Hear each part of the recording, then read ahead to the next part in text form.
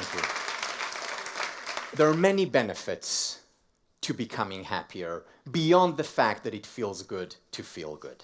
First, it leads to higher creativity, counter to popular belief that depression, feeling sad, feeling down actually contributes to our creativity. That's not the case. We're much more likely to think outside the box as we increase our levels of positive emotions. Second, increased engagement and motivation, whether it's at work, whether it's with other people, whether it's at home.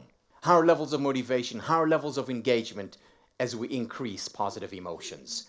Our relationships improve significantly, whether it's our romantic relationships, whether it's our friendships, whether it's our parenting. Improves a lot when we improve our levels of well-being even by a little bit.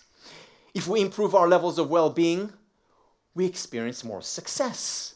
You see, it works the opposite of what most people think. Most people think that success will lead us to happiness, that getting this promotion at work or getting this raise will lead to more happiness. It doesn't, certainly not in the long term. But what does increase success levels is increasing levels of happiness, positive emotions. And finally, interestingly, positive emotions, optimism, actually increases longevity. It strengthens our physical immune system. And I want to share with you one of the classical studies in the field of positive psychology that connects between positive emotions and physical health and longevity. This has become known as the Nun Study. It's 1932. 178 nuns just graduate from school, from the seminary. They're about to embark on their life's mission, to go off to different places around the United States. And researchers get a hold of these 178 nuns and ask them to write biographical sketches about themselves. One-pagers about where they were, what they're doing, where they hope to go. And then they go off. And essentially they lose touch with the researchers for the next few decades. But the researchers want to understand, what are the determinants of longevity? What can predict how long these nuns would live? And they looked in different areas. They looked at how devout these nuns were, how religious they were. Now, naturally, they were all very religious, but there were still differences among them. Could that determine how long they lived? Well, it turns out that it didn't predict longevity at all. Was it maybe their intelligence? IQ levels, how smart they were? Well, it turns out that it didn't predict longevity at all. Maybe it was where they chose to live. Because some places, more pollution, less pollution, urban, rural areas, did that make a difference? Zero difference. Didn't predict at all how long they lived. They found one variable and one variable alone that predicted longevity. And that was positive feelings. That's it. Nothing else. Now, you ask, how did they measure positive feelings back in 1932? How did they measure it that it was able to predict how long they lived to a great extent? So this is what they did. They took these biographical sketches and they gave them, without the names, without knowledge of whose it was, they gave it to independent judges who read them and had the task of dividing them into 4 buckets, according to how positive they were. Bucket number 1 was very positive, bucket number 4 was least positive, and the 2 in between. And it turns out that this could predict how long they lived. Let me show you an example of 2 of the nuns, their biographical sketches. One example of a very positive nun, and one who was put in the least positive quartile. So the first nun is Celia O'Payne. God started my life off well by bestowing upon me grace of inestimable value. The past year which I spent as a candidate studying at Notre Dame has been a very happy one. Now I look forward with eager joy to receiving the holy habit of Our Lady and to a life of union with love divine. Where would you put her? Yeah, positive. You know, I'll have what she's having. It's great. Very positive, very cheerful. Number 1 bucket. Let me show you an example of the least cheerful bucket. This is Marguerite Donnelly. I was born on September 26, 1909, the eldest of 7 children, 5 girls and 2 boys. My candidate year was spent in the mother house, teaching chemistry and second-year Latin at Notre Dame Institute. With God's grace, I intend to do my best for our order, for the spread of religion, and for my personal sanctification. Now, not particularly negative, but, she's no Celio Payne. So she was in the least positive quartile. Now look at the results. At the age of 85, 90% of the most cheerful quartile were still alive, whereas only 34% of the least cheerful quartile were alive. Incredible difference. Listen to this. Age of 94, 54%, over a half of the most cheerful quartile were alive, whereas only 11%, just over 10% of the least cheerful quartile were alive. These are remarkable differences, all being predicted by positivity. There's more research showing that increasing levels of optimism can increase our lifespan by 8 to 9 years. This is serious stuff. Now, it's not just that we live better because we're more cheerful, we also live longer. It affects quantity and quality of life. But I must say, I don't know if anyone here is feeling a little bit of dis-ease. When I first saw this study, I felt a lot of dis-ease. Why? Because I wasn't born Celio Payne. I don't naturally gravitate toward optimism and cheerfulness. Actually, I gravitate to more anxiety and pessimism. This is why I got into this field. So when I saw this, I said, oh no, I'm going to die. This is it for me. It's all over. What am I going to do? So I was more distressed than happy about this research. But then when I dug deeper, further, I realized that the issue lies here. The issue is not about becoming Celio Payne. It's not about becoming happy all the time. It's simply about increasing our levels of optimism, becoming more cheerful, becoming more positive by a little bit. And it's those small changes that can make a big difference in our lives, both in terms of quality as well as quantity. And we know through the science of happiness how to make those small incremental changes day in and day out, based on the choices that we make. And I want to give you a few examples, all based on research, showing how we can make a difference in our lives, how we can become more positive, even if our natural inclination, if our genes or our circumstances have led us to another place. So let me begin with probably the best known, most famous study in the field of positive psychology, and that is about counting our blessings, by Robert Emmons and Mike McAuliffe. What they did was they asked people every night before going to sleep to write down at least 5 things for which they're grateful, big things or little things. People who did that on a regular basis, on a daily basis, were happier as a result, more optimistic, more likely to achieve their goals, more generous, kinder toward other people, and physically healthier. In other words, it strengthened their immune system. It made them more cheerful, it made them healthier. How long does it take? 3 minutes a night? The key here is to do it with intention, to focus on it, to mean what you write or what you imagine. Sonia Lubomirsky has taken this research and shown that even doing it once a week impacts our overall levels of well-being. Doing it as a family can go a long way. We do it as a family. Our kids say what was fun for them during the week. We say what we're grateful for. And it's a wonderful way to start a meal. And if you're thinking of introducing that into your family and you have teenagers, you may be a little bit concerned right now. But I want you to keep something very important in mind. Teenagers are human beings too. And what you're doing as a parent, or as a teacher for that matter, you're planting the seed. And the seed will grow, will germinate if it can, if it needs to. Just plant the seed, just do it. It can go a long way in creating positive atmosphere, not to mention leading to more happiness, success, generosity, and physical health. Another study, this one conducted by Marty Seligman, considered the father of positive psychology. Marty Seligman introduced this exercise in his class initially. And after he saw the impact, also ran studies on it. What he asked his students to do was to write a gratitude letter. But a gratitude letter with a lot of meaning behind it, with a lot of thought behind it.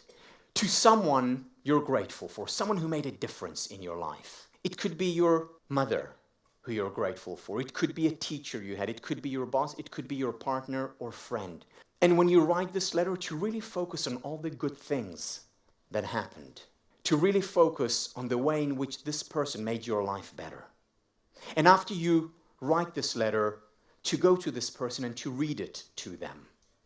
In his 40 years of teaching, Marty Seligman said he hasn't seen an impact on students like that project, like this assignment had. And he ran research on it, and what the research showed was that it's the single most powerful intervention out there in terms of raising levels of happiness. That can last for a week or 2 weeks, which just goes to the point that we should do it more often. Write these gratitude letters that we really mean to people we really care about. It was also shown that writing this letter and not reading it, in fact, writing it for a person who's no longer alive, goes a long way in contributing to our levels of happiness. When I teach, every year when I teach, I do this exercise. It's one of the highlights, if not the highlight of the semester. Let me share with you a couple of examples. So this is John. John walked into every class and he was there by himself. And he would walk and he would sit all the way in the back. But I would see him there because John was huge. He was on the Harvard American football team. And he was a big guy, but he would always come by himself and sit by himself at the back. And then a week after, I gave this assignment of writing a gratitude letter. At the end of the class, he got up and instead of walking out, he walked towards the stage. At that moment, I was debating whether I should run away or stay. I decided to stay.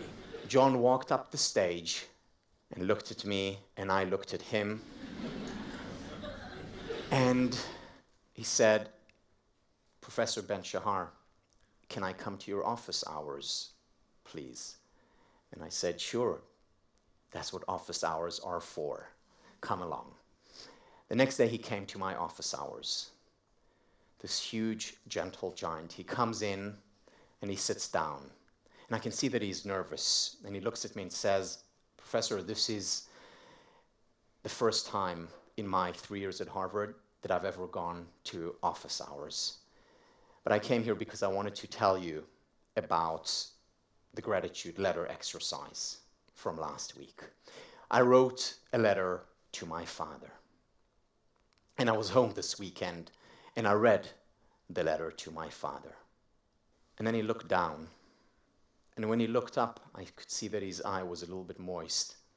And he said that after I read the letter to my father, he got up and he hugged me for the first time since I was 8 years old. He said thank you. He got up and walked out. One letter. And then there was Debbie, who wrote her letter to her elementary school basketball coach.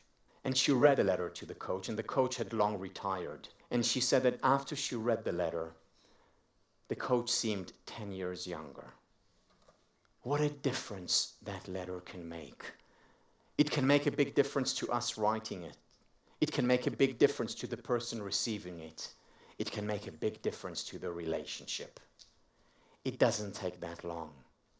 This idea of focusing on the positive also relates to work. Teresa Amabile, Harvard Business School professor, has shown that employees in the workplace that focus on the progress that they made during the day, and the progress can be something big or something small. It can be, I got a new client today, or I wrote a report, or I had a good productive meeting with a colleague.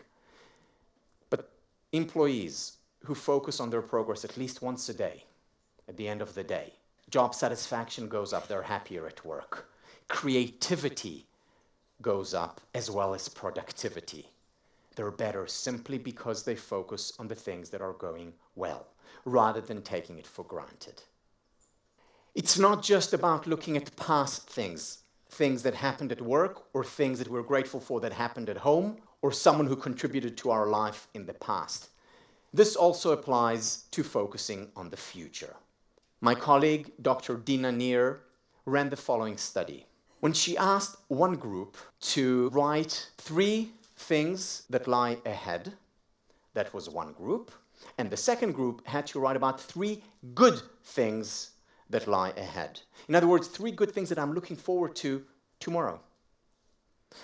And the group that wrote about 3 good things awaiting them, this group was less pessimistic. This group experienced less physical exhaustion. In other words, they had more energy. And finally, this group had less negative emotions. Just because they wrote about 3 things that they're looking forward to tomorrow. Now, how long does that take? A minute? And what a difference that makes.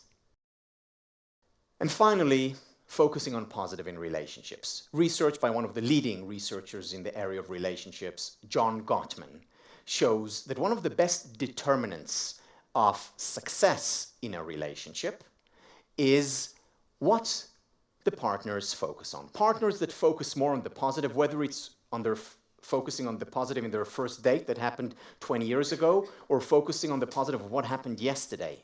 Partners that focus more on the positive are much more likely to stay together and to stay together happily.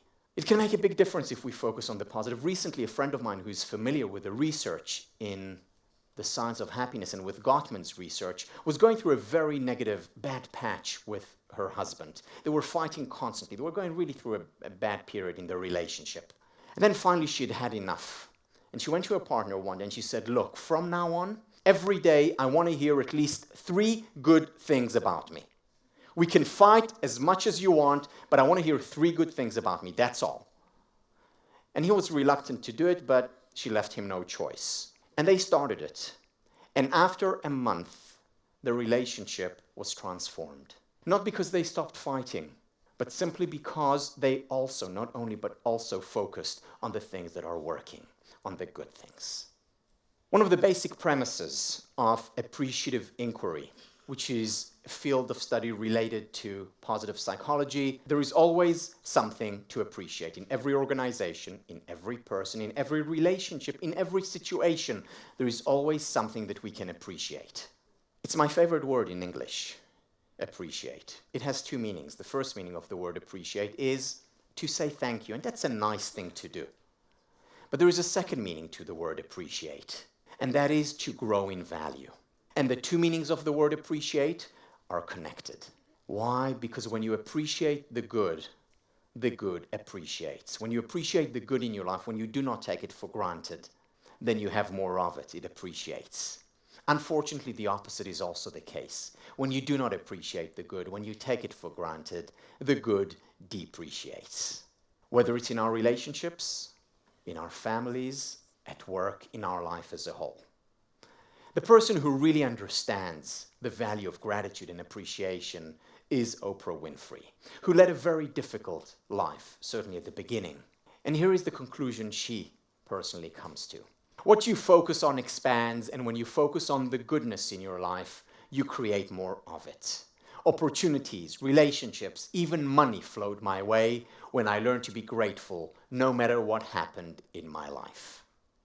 I'd like to end this lecture by sharing with you what I think is the most effective technique, method for raising your levels of happiness, optimism, positivity. And that is reading an article written by the consummate optimist, by a person who called optimism her religion, by Helen Keller. Helen Keller wrote an article which she called 3 Days to See. In the article, she wrote about what she would do if she was given the gift of sight and sound for 3 days. Who would she go and meet? What would she go and look at? What would she go and listen to? 3 days, that's all. And in that article, she tells the story of a friend who comes to visit her. And she lived in Cambridge, Massachusetts. Then she lived in the woods. And the person came to visit her and then went out for a walk in the woods and came back after an hour. And Helen Keller asked her friend, so what was it like? What did you see? And her friend said, well, nothing of note. And Helen Keller writes about this experience. I wondered how it was possible to walk for an hour through the woods and see nothing of note. I, who cannot see, find hundreds of things. The delicate symmetry of a leaf, the smooth skin of a silver birch, the rough, shaggy bark of a pine. I, who am blind, can give one hint to those who see. Use your eyes as if tomorrow you will have been stricken blind. Hear the music of voices, the songs of a bird, the mighty strains of an orchestra, as if you would be stricken deaf tomorrow. Touch each object as if tomorrow your tactile sense would fail. Smell the perfume of flowers, taste with relish each morsel, as if tomorrow you could never taste or smell again. Make the most of every sense, glory in all the facets and pleasures and beauty which the world reveals to you. So here is the best way to increase your levels of happiness and optimism and positivity. Go on Google and look for 3 Days to See by Helen Keller. Print it out and put it on your fridge or office door or your wall. Read it and reread it, and every time you need a boost, turn to it. Because at every moment in our life we have a choice. We can take things for granted, or we can appreciate them. We can help them grow or ignore them and lose them. And if we increase our levels of positivity even by a little bit, we can improve our relationships significantly.